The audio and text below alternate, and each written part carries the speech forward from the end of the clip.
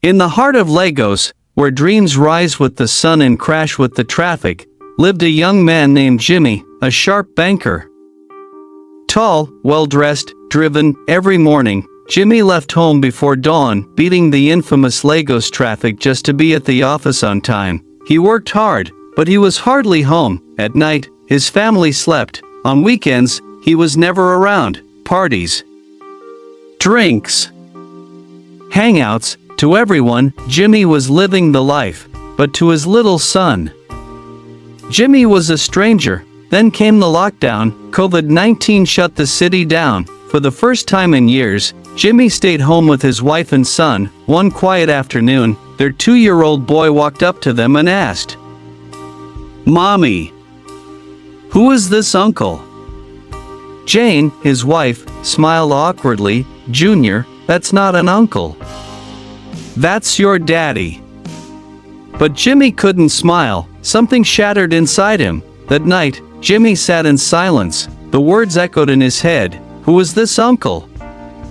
A few months after lockdown lifted, Jimmy walked into his office and resigned. No plan, no backup. His wife begged him not to, but Jimmy, he was a man of pride. And pride listens to no one. Jimmy reached out to his rich friends. "Hey guys, I just left my job. I need something better," he said. His friends understood. They met at their usual lounge and gave him an offer. "We'll buy you a tricycle," one said. "You can start your own transport hustle." Another added. Jimmy exploded. "A cake and a pep? Do I look like a tricycle rider to you?" He insulted them, stormed out, and never looked back. Days turned to weeks, weeks became months, bills piled up. His wife, Sandra, began selling her jewelry just to keep food on the table. But Jimmy? He would rather starve than humble himself. One day, Sandra made a move. She called an old school friend, now a successful business executive. He agreed to help. "Ask your husband to come with his CV. I'll meet him tomorrow." Sandra was excited. She told Jimmy. After hesitating, he agreed. Hardship was finally breaking his walls. The next morning, Jimmy dressed up, suit, tie, polished shoes. He got into a cab, CV in hand. On the way, the driver stopped at a fuel station to refill. Suddenly, a young man drove in, a clean SUV, tinted windows. He stepped out, walked to the pump, and politely said, "Please attend to me first. I have an emergency." The attendant agreed. The cab driver nodded in understanding. But Jimmy? He flared up. "Who do you think you are? You Lagos big boys think you own the country."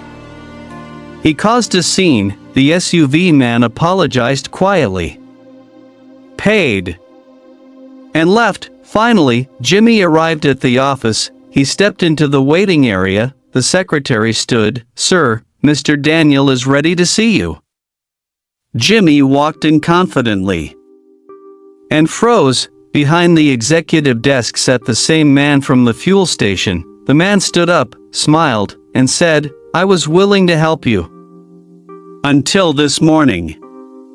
I saw your true character. Sorry. I can't work with someone like you." Jimmy's heart sank. His knees almost gave way. But the damage was done. Jimmy left the office in silence.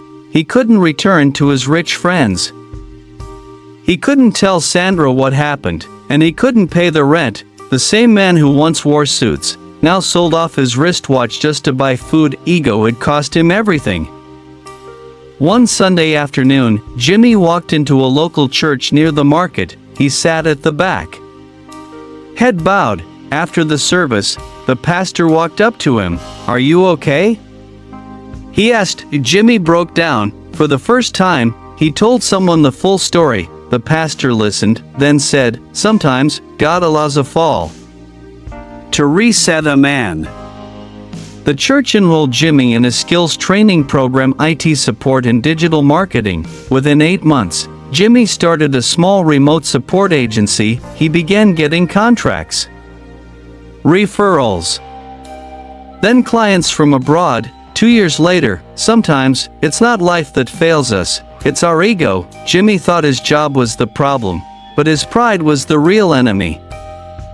Let go of ego, take the help, be humble, because the future doesn't always give second chances. This is the story of Jimmy, a man who lost everything because of pride, but got a second chance when he finally humbled himself. Jimmy now works from home. He eats breakfast with his son every morning, takes weekend walks with his wife, and no one, not even Junior, calls him uncle anymore.